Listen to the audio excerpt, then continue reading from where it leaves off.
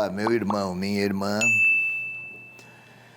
É uma alegria chegar à sua casa mais uma vez e, desta vez, iniciando o novo ano litúrgico, falemos assim, estamos iniciando o tempo do Advento. Advento, esperar aquele que há de vir. Este é o Evangelho, então, para o dia 28 de novembro, e é Lucas, capítulo 21, 25 a 28, um salto em seguida, retomando-se, então, lá no nos versículos 34 a 36. Como sempre, primeiro a leitura. Vamos a ela.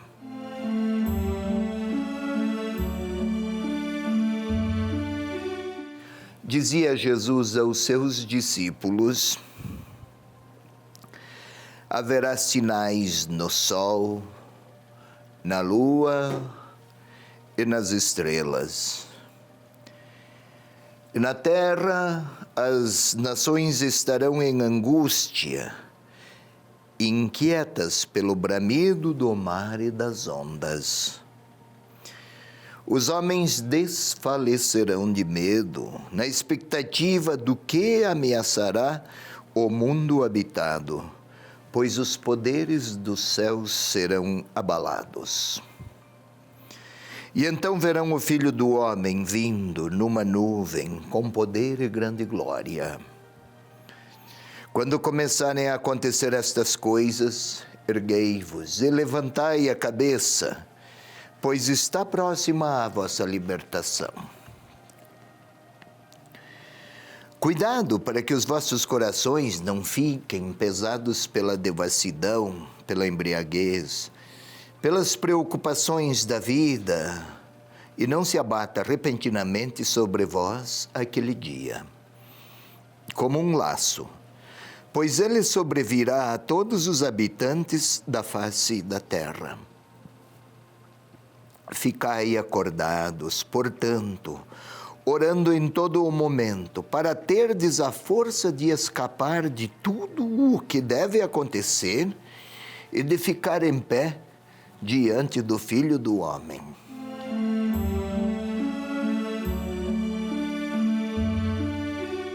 É esta a palavra do Evangelho, é de Lucas, para o primeiro domingo do Advento, 28 de novembro. Caramba! Como se pode esperar que venha um Messias Salvador com um evangelho destes? Aparentemente é aterrador, amedronta. Vamos lá. Como do domingo anterior. A linguagem é apocalíptica, é do Apocalipse, de tipo apocalíptico. E o que é isso? Apocalipse, na origem grega do termo, quer dizer desvelar, tirar o véu para revelar o que está atrás de uma determinada realidade. E o que é que Jesus quer desvelar no Evangelho com versículos desse tipo? A apocalíptica e o gênero apocalipse, gênero literário, o tipo de escrita, de modelo, de forma de expressão, na apocalíptica melhor, neste tipo de linguagem, o sol não é apenas, e o autor não se refere ao astro, ao príncipe dos astros, ao seu brilho, à sua beleza, à sua potência. Volto aqui, destacar outra vez, os grandes nomes da política e do poder da época eram associados com estrelas. O sol deixa de brilhar na história humana algum pretenso sol que brilha com poder humano e que oprime e que domina, estes sóis, vamos falar assim, perderão força ou perderão poder de brilho. Também as estrelas, sempre outros sóis menores, poderes humanos, não vão prevalecer na história humana para sempre. Isso, o Sol no céu, imagem do espaço maior do que o da Terra, e lá é lá que vivem os grandes imperadores. Assim se pensava. Estão sobre a terra, são mais poderosos. Na terra, as nações estarão inquietas, em angústia, pelo bramido do mar e das ondas. No mar, é preciso que tenhamos consciência. Não é apenas a imensa extensão de água. Lá no fundo do mar, habitam os monstros diabólicos que querem destruir a humanidade. E claro que se há um poder maior do que eles, o poder de Jesus Cristo, o libertador, elas vão tentar se arregimentar para impedir que triunfe, que vença o poder do Filho do Homem. E os homens desfalecerão de medo na expectativa do que acontecerá. São imagens para dizer ao leitor do Evangelho o quanto a humanidade vai se sentir pequena ante a grandeza e a potência daquelas forças que querem destruir o homem e o mundo. Mas haverá alguém maior do que tudo isso. E então verão o Filho do Homem vindo numa nuvem com poder e glória. Uma nuvem, o céu, do infinito, Filho do Homem, humano, uma referência a Jesus Cristo, morto e ressuscitado, que não vem para destruir, que não vem para desfigurar a história. Levantai a cabeça, porque está próxima a vossa libertação. Veja, não fala que ele vem aqui para punir, para destruir, para premiar. Vem trazer a libertação para aqueles que querem aderir à sua palavra e à sua verdade. Como aderir? Aí entramos, versículo 34, cuidado para que vossos corações não fiquem pesados pela devassidão. Isto é, não se ocupem com um tipo de vida devassa. Embriaguez fala aqui, desfigurar as próprias alegrias, preocupações da vida, como se esta vida acabasse apenas nessa existência e nessa história. Quem vive só para isso, é como se não desejasse nenhum mundo vindouro. Mas vem, aquele dia chega, como um laço, ficar acordados, permanecei acordados e orantes. O que quer dizer isso? Orantes, oração. Manter-se em comunhão com Deus para assim perceber a presença da sua vitória. Toma um exemplo. Num círculo de pessoas que falam alegremente e riem, dão gargalhadas, falam, contam, ouvem. Há também uma mãe, no exemplo, na hipótese, na imagem, com a sua criança pequena, que está numa outra sala, num outro ambiente, mas a mãe está ligada à sua criança. Ninguém ouve o choro da sua criança, mas a mãe ouve e vai atendê-la. Por quê? Porque há uma relação de intensa comunhão entre a mãe e o filho. O orante também. Não é simplesmente a repetição de fórmulas ritualizadas. Não é uma espécie de enunciado de expressões sacrais. Oração é uma relação interpessoal com o outro. Este outro é o próprio Deus.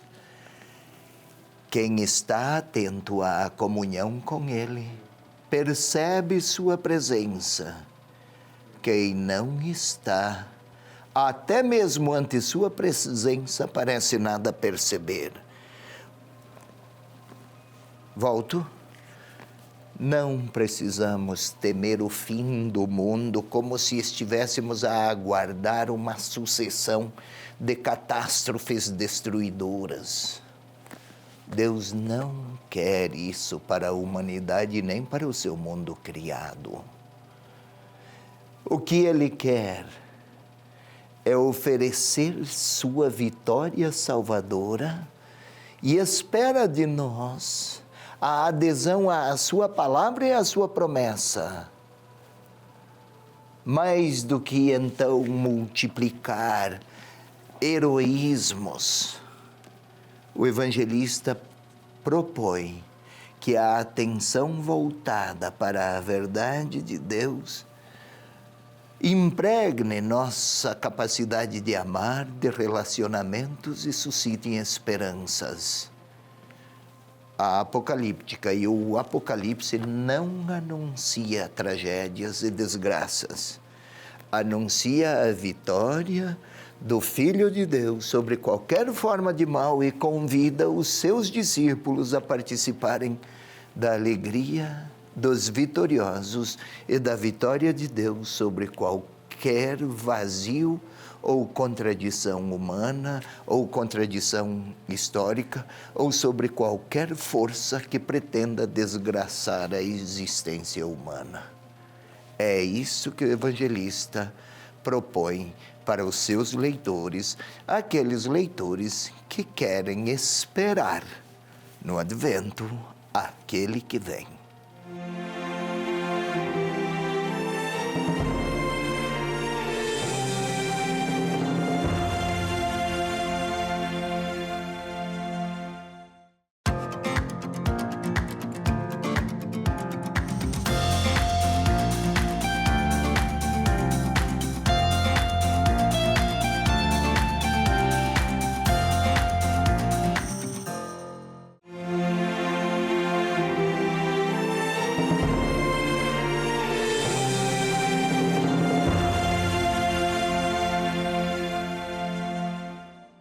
Querido irmão, querida irmã, convido-a agora à segunda parte desta leitura orante, um texto cheio de complexidades. Parece até que nada inspira em termos de oração, mas vamos até ele.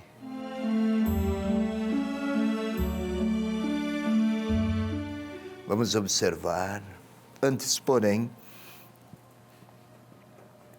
vamos disciplinar a nossa interioridade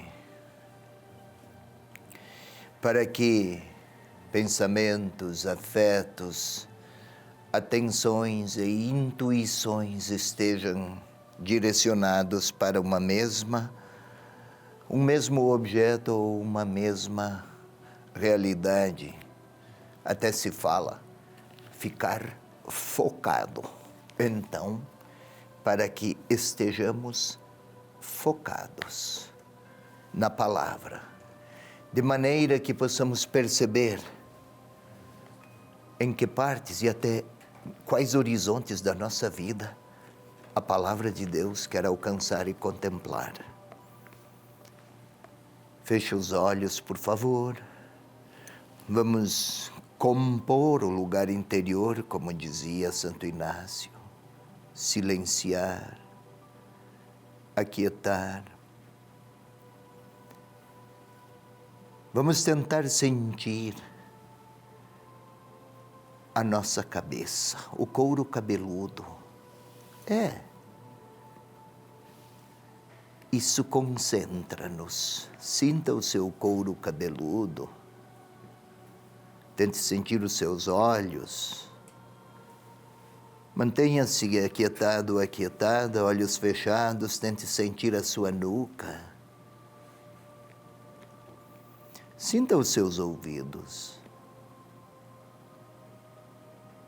Sinta bem. É preciso concentração.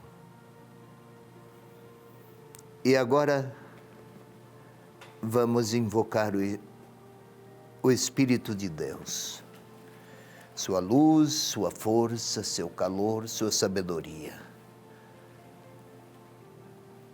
Ele participou do escrito do texto inspirando o autor.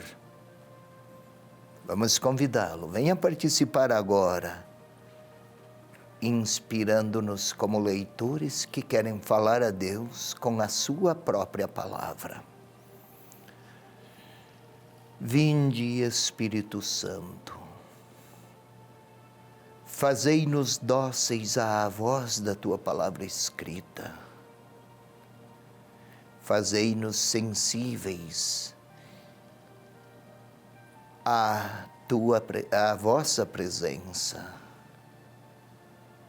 Fazei-nos aptos a perceber a esperança e a vida nova que esses tempos de advento prometem. Glória ao Pai, ao Filho e ao Espírito Santo, como era no princípio, agora e sempre. Amém. Agora vamos recordar, vamos reler com a nossa imaginação o que há pouco foi explicado. Haverá sinais no sol, na lua, nas estrelas. Ouvimos sol, lua, estrelas,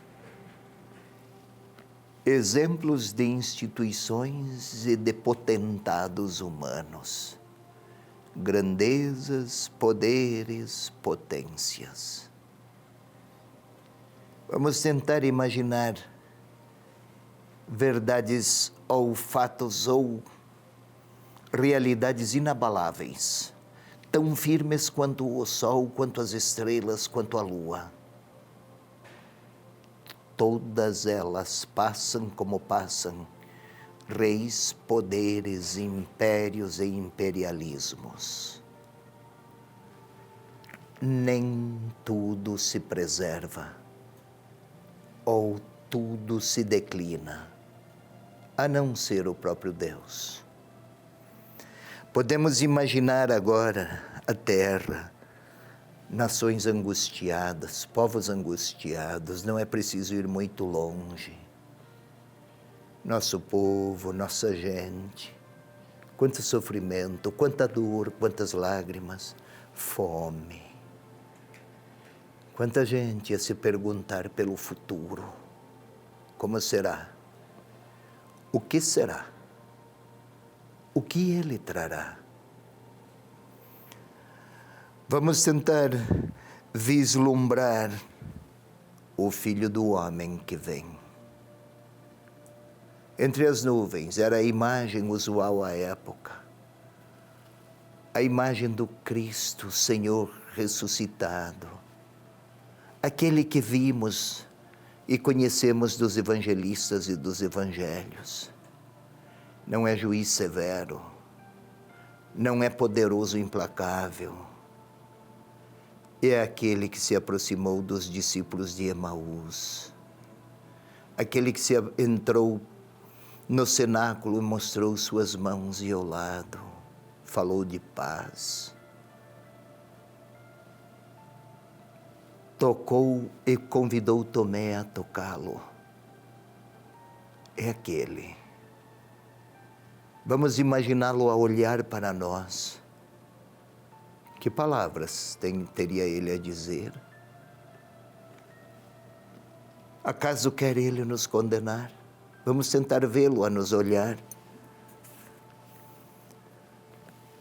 E aí podemos até percebê-lo a recomendar cuidado, para que vossos corações não fiquem pesados pela devassidão, como se Ele estivesse aqui a olhar para mim,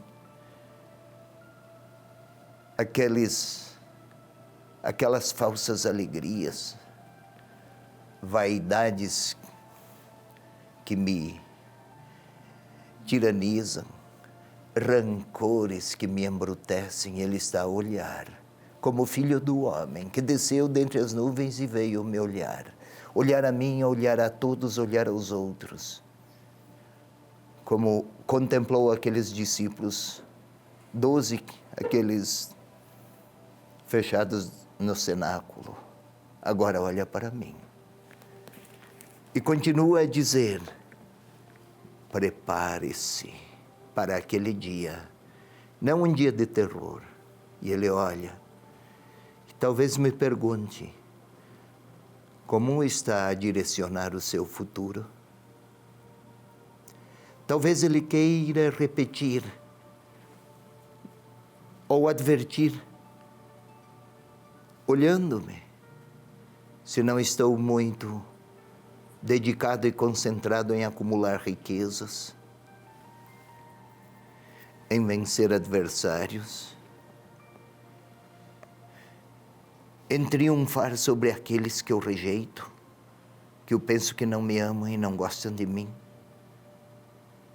Será que não estou consumindo energias para causas de valor, causas cujo valor não retratam a amizade com Deus, com os irmãos? Talvez ele me olhe e queira perguntar: onde quer passar o futuro? Que futuro quer acolher? Até me pergunta, quem sabe, onde pretende passar a eternidade? E ele me olha. E talvez ele queira me dizer: fique acordado, atento, aguce a percepção. Reconheça nos sinais da vida e da história a presença do Salvador chegado. Talvez ele me diga isso. Talvez esteja a pedir, dado que um ano está próximo do fim e o novo se descortina, como quero viver o próximo ano? E talvez até me pergunte qual é o bem que eu posso fazer neste tempo que ainda resta de 2021. E é hora de eu lhe falar. Dado que ele aconselhou, seja orante para permanecer em pé, pois a salvação vem, certamente vem. Talvez ele queira recomendar-me que seja orante. Como seria a minha oração agora? Que ele me olha, que veio do céu, que venceu o mal. Talvez ele pergunte qual é o lugar dele na minha vida e que eu me prepare, peça, e talvez ele me peça, para eu me preparar para o Natal. E queira me perguntar: como vai fazer? Qual é o lugar para mim na sua vida? Ele me pergunta e me olha. Não impõe, mas pergunta: qual é o lugar dele na minha vida? Ele está a aguardar a minha palavra orante, a minha resposta orante.